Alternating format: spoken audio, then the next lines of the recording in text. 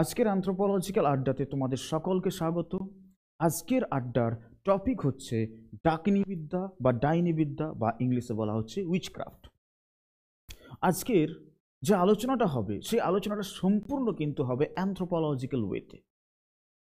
আমরা আমরা মূলত অ্যানথ্রোপোলজির পার্সপেক্টিভে তার দৃষ্টিভঙ্গিকে মাথায় রেখেই আজকের আড্ডার আলোচনাটা করব। দেখো, আমরা বর্তমান দিনে ভারতবর্ষে দাঁড়িয়ে আমরা আজও শুনতে পাই যে ভারতবর্ষের বহু গ্রামের মহিলাদের ডাইনি সন্দেহে পুড়িয়ে মারা হচ্ছে, তাদেরকে তাদেরকে পিটিয়ে মারা হচ্ছে, অনেক ক্ষেত্রে তাদেরকে গাম ছাড়া করে দেওয়া হচ্ছে। এটা আজকের দিনে দাঁড়িয়েও, আজকের মতো ভারতবর্ষ যেটা প্রগতিশীল দেশ, সেই প্রগতিশীল দেশে দাঁড়িয়েও আমরা ডাইনি প্রথার অস্তিত্ব যে ভারতবর্ষের মধ্যে রয়েছে তার খবর কিন্তু বিভিন্ন সময় শুনতে পাই। তো এই যে ডাইনি প্রথা, এই ডাইনি প্রথাটাকে নিয়ে আজকে আমরা আলোচনা করব। তো এই আলোচনা করতে গেলে তোমাদেরকে আমি একটা উপজাতির কথা বলবো, একটা আদিবাসী সম্প্রদায়ের কথা বলবো। এই উপজাতি সম্প্রদায়টার নাম হচ্ছে এজান্ডে। কি নাম? এজান্ডে, AZANDE। এই এজান্ডে উপজাতির মানুষজন বসবাস করে মধ্য আফ্রিকার জঙ্গলে। এবং সবচেয়ে বড় কথা হচ্ছে এদের এদের এদের প্রাত্যহিক জীবনের প্রত্যেকটা ঘটনার সাথে ডাইনি প্রথার পরোক্ষ এবং প্রত্যক্ষ প্রভাব লক্ষ্য করা যায়। এই হচ্ছে এজান্ডে সম্প্রদায়। এই যে সম্প্রদায়ের মানুষজন তোমরা ছবিতে দেখতে পাচ্ছ, এরা হচ্ছে এজান্ডা সম্প্রদায়ের মানুষজন। এই এজান্ডেদের যে সমাজ, সেই সমাজে সমীক্ষা করতে গিয়েছিলেন, ফিল্ড সার্ভে করতে গিয়েছিলেন একজন বিদেশি অ্যানথ্রোপোলজিস্ট, একজন আমেরিকান অ্যানথ্রোপোলজিস্ট, যার নাম হচ্ছে ইভান্স প্রিতচাঁদ। এই ইভান্স প্রিতচাঁদ এজান্ডেদের মধ্যে বসবাস করে তিনি লক্ষ্য করেছিলেন এদের জীবনের প্রত্যেকটা অংশে ডাকিনী প্রথা বা ডাইনি প্রথার মানে মারাত্মক প্রভাব রয়েছে। তো আমরা এই ইভান্স প্রিতচাঁদের সমীক্ষাটাকে নিয়ে আজকে আলোচনা করব। তিনি এদের মধ্যে বসবাস করে অংশগ্রহণকারী পর্যবেক্ষণ পদ্ধতি বা পার্টিসিপেন্ট অবজারভেশন মেথডকে অ্যাপ্লাই করে তিনি কি বিষয়কে লক্ষ্য করেছিলেন এবং তার কি ধারণা, মানে তার মধ্যে কি ধারণা তৈরি হয়েছিল এদের জীবনযাত্রা সম্বন্ধে। প্রথমেই বলি, এদের খুব ছোট থেকে বড় ঘটনা এদের জীবনে, এজেন্ডাদের জীবনে খুব ছোট থেকে বড় ঘটনার মধ্যে কিন্তু ডাইনি প্রভাব লক্ষ্য করার মতো। যেমন ধরো ধরো কারো কারো শরীর খারাপ হলো, শরীর খারাপ কিন্তু কারো কোনো ভাইরাস, ব্যাকটেরিয়া, প্রোটোজোয়ার কারণে এদের মধ্যে হয় না। শরীর খারাপ হয়েছে মানে অতি অবশ্যই কোনো ডাইনি নজর দিয়েছে বলেই সেই মানুষটার শরীর খারাপ হয়েছে। এদের জীবনে ধরো কেউ কেউ রাস্তা দিয়ে হাঁটতে হাঁটতে হঠাৎ করে হোঁচট খেয়ে পড়ে গেল। হোঁচট খেয়ে সে কিন্তু নিজের দোষে পড়ে যায়নি, সে যে রাস্তা দেখে হাঁটেনি হঠাৎ করে হাঁটতে গিয়ে পড়ে গেছে সেটা নয়, নিশ্চয়ই কোনো ডাইনি নজর দিয়েছে বলেই সে হোঁচট খেয়ে পড়ে গেছে। কারো ঘর থেকে ধরো গরু চুরি হয়ে গেল বা গরু পালিয়ে গেল, গরু কিন্তু এমনি এমনি পালায়নি, তাকে কিন্তু কোনো চোরে নিয়ে যায়নি, নিশ্চয়ই কোনো ডাইনি তো সেই গরুটাকে খেয়ে ফেলেছে। এদের জীবনে অকস্মাৎ মৃত্যু, অ্যাক্সিডেন্টাল ডেথ বলে কিছু নেই।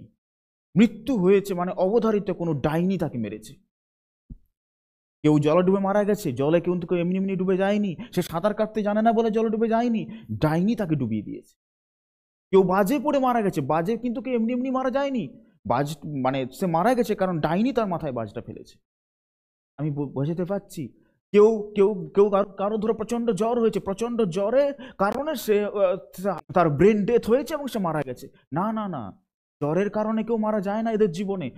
মারা গেছে মানে নিঃসন্দেহে কোনো ডাইনি তাকে নজর দিয়েছে, সেই জন্য প্রচন্ড উত্তাপ তৈরি হয়েছে শরীরে এবং সেই ডাইনির কারণেই সে কিন্তু মারা গেছে।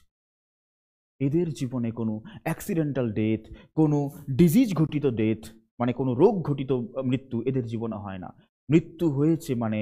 মৃত্যু অতি অবশ্যই হয়েছে কোনো ডাইনির কারণে। কি অদ্ভুত এদের জনজীবন, তাই না?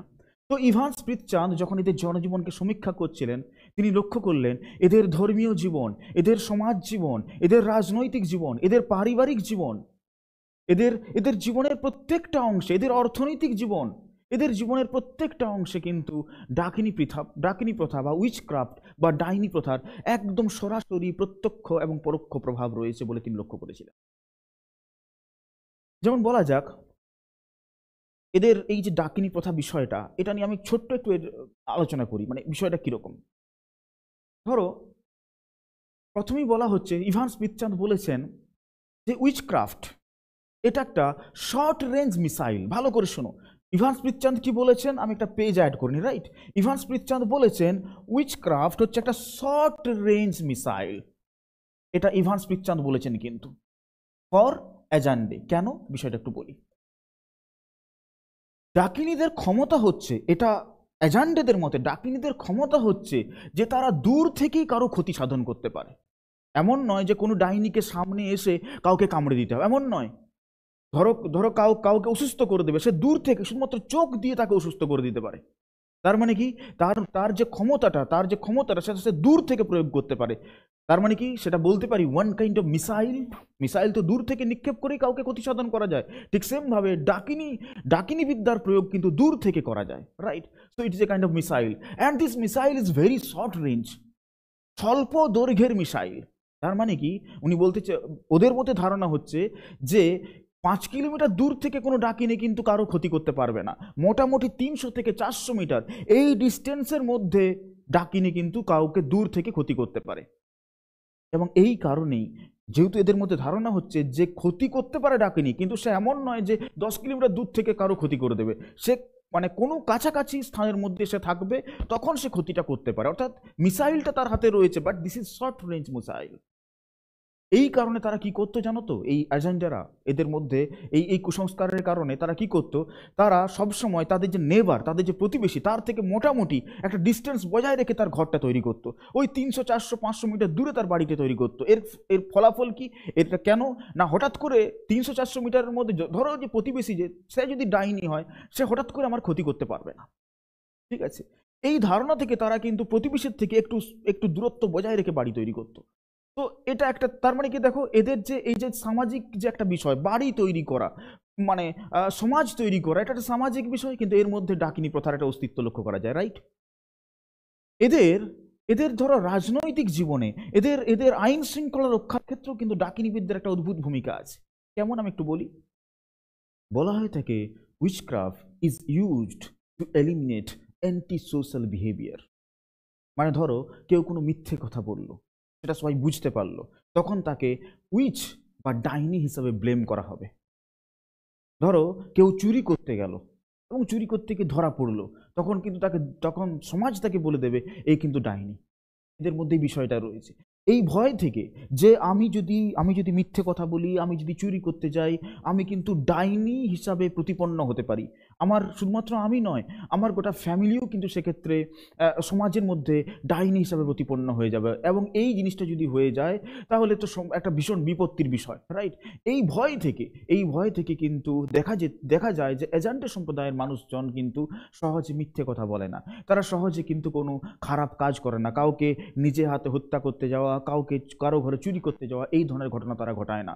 অর্থাৎ আমি এটা বলতে পারি, witchcraft is used as a tool to to to maintain law and order or to maintain social control. সামাজিক নিয়ন্ত্রণ বাড়াতেও কিন্তু ডাকিনী বিদ্যার একটা প্রত্যক্ষ প্রভাব রয়েছে, রাইট। ঠিক। তো আমরা বুঝতে পারলাম যে ডাকিনী বিদ্যার কিন্তু আজান্ডাদের মধ্যে বিস্তর প্রভাব রয়েছে। তো ডাকিনী বিদ্যা সম্বন্ধে আলোচনা করতে করতে আমাকে আরেকটা বিষয় নিয়ে একটু কথা বলতে হবে। সেটা হচ্ছে ওরাকেল বলে ওদের সমাজে একটা বিষয় আছে, Oracle. What is Oracle? Oracle এটাকে আমরা সহজ ভাষায় বলতে পারি উইচ ডক্টর। ব্যাপারটা কি, মানে এই ওরাকেল হচ্ছে এক ধরনের ভবিষ্যৎ বক্তা, এবং এই ওরাকেলরা হচ্ছে বলতে পারো এক ধরনের সমন বা ওঝা টাইপের বিষয়। এরাই অ্যাকচুয়ালি আইডেন্টিফাই করে দিতে পারে যে অ্যাকচুয়ালি কে ডাইনি। ধর একটা এক্সাম্পল দিচ্ছি। ধরো কারো বাড়িতে কেউ অসুস্থ হয়ে গেল, খুব তীব্র অসুস্থ হয়ে গেল, প্রচন্ড পেট ব্যথা উঠেছে কারো বাড়িতে, কোনো একটি ছেলের। তখন সে কিন্তু ওরাকেলের শরণাপন্ন হয়। ওরাকেলকে গিয়ে বলে, এই তো আমার ছেলের তো এরকম প্রচন্ড পেট ব্যথা হচ্ছে, আপনি বলে দিন কার কারণ এটা হচ্ছে, কোন ডাইনি এর দিকে নজর দিয়েছে, কোন ডাইনি একে পছন্দ করে না বলে আজকে ওর শরীর খারাপ হয়েছে। তখন ওরাকেল কিন্তু ডিফাইন করে দেয়, ওরাকেল বলে দেয় যে কে ডাইনি। ওরাকেল যাকে ডাইনি বলে ঘোষণা করবে সেই কিন্তু ডাইনি হয়ে যাবে। ব্যাপারটা বোঝা যাচ্ছে? ওরাকেল যাকে ডাইনি বলে দেবে সেই কিন্তু ডাইনি হয়ে যাবে, এবং সমাজ কিন্তু তাকে তাকে মানে সমাজ কিন্তু তাকে শাস্তি দেবে। ঠিক আছে, সমাজ সবাই মিলে তাকে শাস্তি দেবে। তো এই জায়গা থেকে ওরাকেলরা কিন্তু ভীষণ পাওয়ারফুল, এবং এই ওরাকেলরাই কিন্তু নিয়ম মানে এরাই কিন্তু বলে দেয় যে actually who is the which, right? তো সবাই চেষ্টা করে এই ওরাকেলদের সাথে কিন্তু একটা সুন্দর সামাজিক সম্পর্ক বজায় রাখতে, কারণ সবার মধ্যে একটা ভয় আছে। আমি যদি আজকে ওরাকেল যে তার সাথে বা উইচ ডাক্তার যে সমন যে তার সাথে যদি আজকে আমি ঝামেলা করে ফেলি, দুদিন পরে সে তো আমাকে কোনো না কোনো কেসে আমাকে ফাঁসি দেবে, বলবে যে ও ডাইনি, রাইট? তো এই ওরাকেলদের একটা কিন্তু বিস্তীর্ণ বিপুল ভূমিকা রয়েছে। ঠিক আছে, তাহলে দেখা যাচ্ছে এদের এদের এই এদের জীবনে এই ওরাকেলদের একটা একটা একটা এদের ওরাকেলদের একটা মানে ভূমিকা রয়েছে। এছাড়া ইভান স্পিথচাঁদ আরেকটা কথা বলেছেন যে এদের কিন্তু ধর্মীয় জীবনও কিন্তু অনেক ক্ষেত্রে উইচক্রাফট দ্বারা কন্ট্রোলড হয়। যেমন বলতে গেলে অনেক ক্ষেত্রে এরা কিন্তু কি করে ডাইনির হাত থেকে বা উইচের হাত থেকে বাঁচার জন্য এরা কখনো দেখা যাচ্ছে কোনো গাছের পূজা করে, কোনো গাছকে তারা শরণাপন্ন হয়, কোনো পাথরের তারা শরণাপন্ন হয়, ঠিক আছে, কোনো পাখির তারা শরণাপন্ন হয়। তার মানে কি, এই যে পাখিকে পূজা করা, এই যে পাথরকে পূজা করা, এই যে গাছকে পূজা করা, এগুলো আসলে কি, এগুলো তো মানুষের ধর্মীয় আবেগ। তাহলে দেখো এই ধর্মীয় আবেগটা তাদের মধ্যে কেন আসছে? কারণ তাদের মনে হচ্ছে যদি আমরা এই পাথরটাকে পূজা করি, যদি আমরা এই গাছটাকে পূজা করি, যদি আমরা এই পাখিটাকে পূজা করি, তাহলে কিন্তু আমরা ডাইনির প্রকোপ থেকে, ডাইনির আতঙ্ক থেকে, ডাইনির যে ভয়াবহতা সেখান থেকে আমরা বাঁচতে পারবো। তারা দেখো এদের রাজনৈতিক জীবনও কিন্তু কোনো না কোনোভাবে উইচক্রাফট দ্বারা কন্ট্রোল হচ্ছে, রাইট? তো দেখো আমি তোমাদেরকে আজকে মোটামুটি একটা আইডিয়া দিলাম উইচক্রাফট বিষয়টা সম্বন্ধে। এটা কিন্তু WBCS এর যে অপশনাল সাবজেক্ট অ্যানথ্রোপোলজি, সেখানে কিন্তু পেপার 1-এ রয়েছে উইচক্রাফট টপিকটা।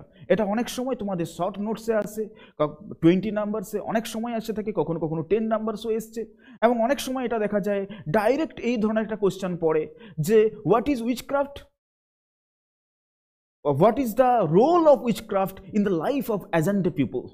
তো তোমাকে আমি যে গল্পটা বললাম এটাই তোমাকে একটু সুন্দর করে গুছিয়ে লিখতে হবে, রাইট? আশা করছি আজকের আলোচনাটা তোমাদের ক্ষেত্রে কাজে লাগবে, এবং তোমরা আজকের আলোচনা থেকে একটু নোটস নিয়ে নেবে নিজের মতো করে, এবং তোমরা নিজের মতো করে একটু লেখার চেষ্টা করো যে what is the role of witchcraft in the life of agent people. তো আজকের ভিডিও এই পর্যন্তই, দেখা হচ্ছে আবার নেক্সট ভিডিও নিয়ে, নেক্সট অ্যানথ্রোপোলজিক্যাল আড্ডাতে তোমাদের সাথে। ধন্যবাদ।